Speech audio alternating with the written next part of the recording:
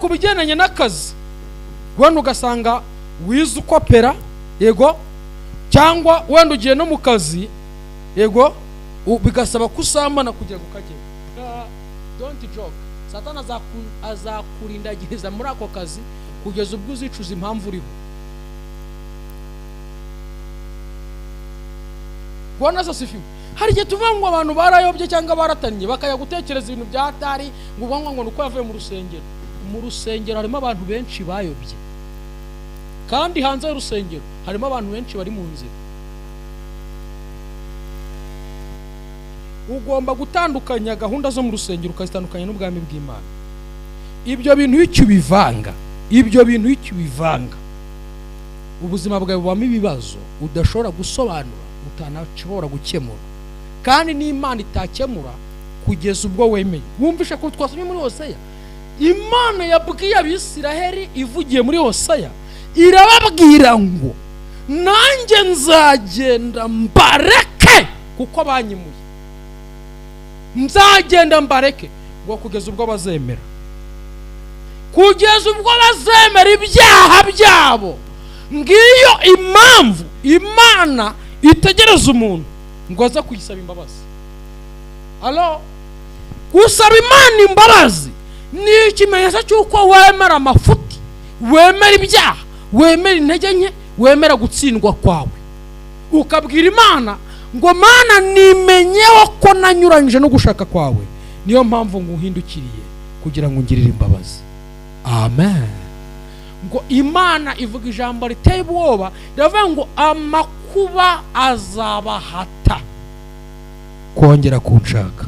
Maze Hosea avuga ijambo ryiza mu ibice 6 umurongo wa mbere, arahamagara ababwira ngo mbere yuko ibyago biza, mbere yuko akaga kaza, mbere yuko intambara ziza, mbere yuko amarira tubana menshi, nimuze duhindukire Uwiteka azongera tugarukeho.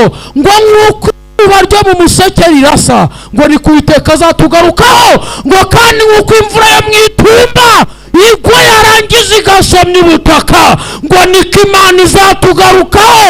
Twongere twumve umunezero w'Imana, twongere twumve imbaraga n'ibihe by'Imana, twongere tugendere mu butware n'ububasha, twongere tubaho turi abantu badashidikanywaho ko twahamagawe n'Imana, twongere tubaho turi abantu bagendana umucyo w'Imana, twongere tubaho turi abantu Imana ifitiye icyizere, imigisha ikoresha kandi bana nabo. Ibyo bizongera bibeho ariko nitugaruka. Bwana Yesu asifiwe. Arabibwira abantu, ababwira ngo Imana yabimbwiye neza, Imana yabinyeretse neza. Bura ni nkaho Imana aribwiye Abisirayeli ivugiye muri Hosea ngo bareke bakomeze bishinge umurengwe w'iki gihe. Buriya ni nkaho Imana aribwiye Hosea ngo bareke bakomeze bishinga ibyo bumva. Buriya ni nkaho Imana aribwiye Hosea ngo bareke bakomeze bitwaze ngo insengero zirakinze. Buriya ni nkaho Imana aribwiye Hosea ngo bareke bakomeze bitwaze ngo ubundi se ngo abandi ko babikora babiki. Buriya ni nkaho Imana aribwiye Hosea ngo ubu si Imana izambaza iki nta hantu yampayeho gukorera umurimo wayo. Hosea arababwira mureke gukomeza kwishinga umurengwe mufite, mureke gutegereza ibibazo ngo bizabatere kujya gusenga, nimuze tugarukire Imana itaraduteza akaga. Ngo kandi Imana izatugarukaho, Imana izatugarukaho, iryo sezerano rirahari. Niyo mpamvu nababwiraga ijambo nzi neza numva neza nasobanurira kuri televiziyo y'igihugu, rivuga ngo nubwo Satani yabara gukoresheje ibyaha, ubwo utarapfa, Imana icyubahiro, ubwo utarapfa nutagomera Imana uzatabarwa.